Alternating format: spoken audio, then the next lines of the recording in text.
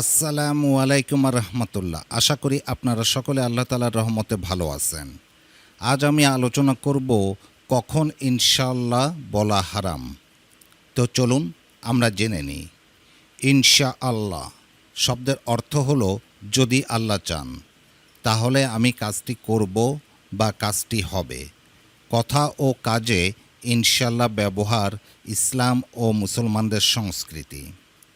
মুসলমানরা যেসব শব্দ বেশি ব্যবহার করে তার মধ্যে একটি হলো ইনশাআল্লাহ। পবিত্র কোরআনে বলা হয়েছে কয়েকজন নবীও এ পরিভাষা ব্যবহার করতেন। হজরত ইয়াকুব, সুয়াইব, খিজির ও ইসমাইল আলাইহিসসালাম কথা বলার সময় ইনশাআল্লাহ ব্যবহার করেছেন। একবার হজরত মুসা আলাইহিসসালাম সৃষ্টিজগতের গোপন রহস্য সংক্রান্ত বিভিন্ন জ্ঞান অর্জন করতে চাইলেন। এ লক্ষ্যে তিনি হজরত খিজির আলাইহিসসালাম এর শিষ্যত্ব গ্রহণ করার দরখাস্ত করেন।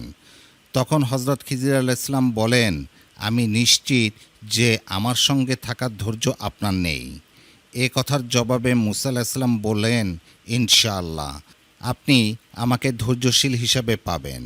সূরা কাহাফ আয়াত ৬৭-৬৯। এছাড়া হজরত ইব্রাহিম আলাইহিসসালাম যখন তার ছেলে হজরত ইসমাইল আলাইহিসসালামকে সম্বোধন করে বলেন, হে বৎস, আমি স্বপ্নে দেখেছি যে আমি তোমাকে জবেহ করছি। এবার চিন্তা করে বলো তোমার অভিমত কী। এমন ভয়ঙ্কর স্বপ্নের কথা শুনেও হজরত ইসমাইল আলাইহিসসালাম স্বাভাবিক স্বরে বলেন, আব্বাজান আপনি সেটাই করুন, ইনশাআল্লাহ আপনি আমাকে ধৈর্যশীল হিসেবে পাবেন। সূরা সাফফাত আয়াত ১০২। ইনশাআল্লাহ শব্দ ব্যবহারের সঠিক নিয়ম আমরা হয়তো অনেকেই জানি না। এমন অনেক মানুষ আছে তাদেরকে কেমন আছেন জিজ্ঞাসা করলে ইনশাআল্লাহ ভালো আছি।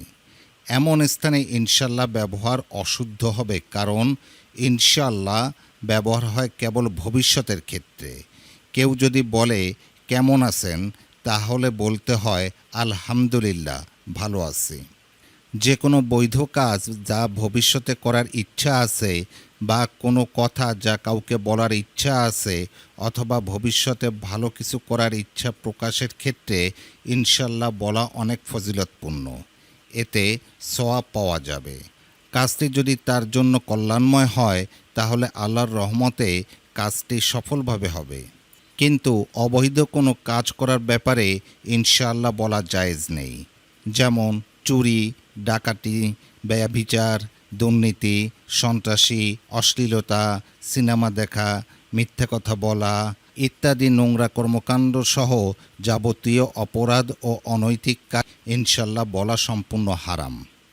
আমাদের মধ্যে অনেকে আছেন যারা কখন কি বলতে হয় ঠিকভাবে সেটা জানেন না। হারাম কাজের শুরুতে অনেকে বিসমিল্লাহ বলে এবং ভবিষ্যতে নোংরামি করার জন্য ইনশাআল্লাহ বলে। এগুলো চরম অন্যায়, ইসলাম ধর্মের অবমাননা করা হয়।